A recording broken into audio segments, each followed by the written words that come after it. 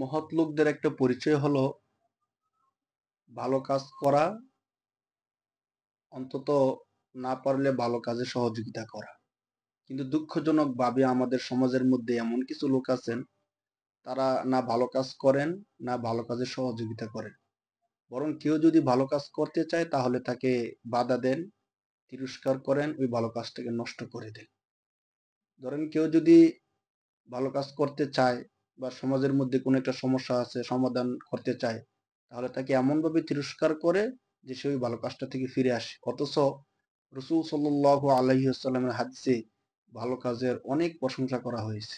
মুসলিম শরীফে একটা বিখ্যাত হাদিস আছে, যে হাদিসটা বর্ণনা করছেন আবু মাসউদ আনসারী রাদিয়াল্লাহু তাআলা আনহু। তিনি বলেন যে রসুল সাল্লাল্লাহু আলাইহি ওয়াসাল্লাম বলেছেন, মান দাল্লা আলা খায়রিন ফালাহু মিসলু আজরি ফাইলিহি।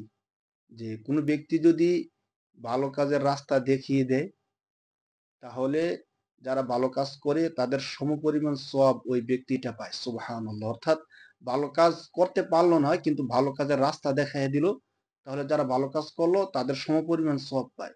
আর এক হাদিসের মধ্যে সেম আছে, মান দাল্লা আলা খায়রিন কাফাইলিহি। ভালো কাজের রাস্তা দেখাইয়া দেওয়া ভালো কাজ করার সমান।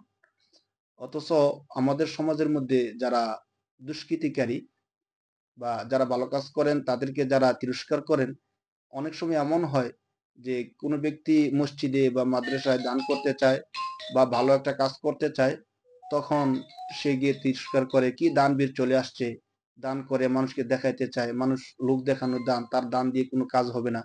অথবা অনেকের বিবাহ উপযুক্ত ছেলে থাকে, মেয়ে থাকে, কেউ চায় সহযোগিতা করতে চায় বিবাহ করিয়ে দেওয়ার জন্য, তখন বলে কি ভালো লোক চলে আসছে, গটকালি শুরু করে দিছে, এমন কথা বলে বলে তার ভালো কাজটাকে নষ্ট করে দেয়।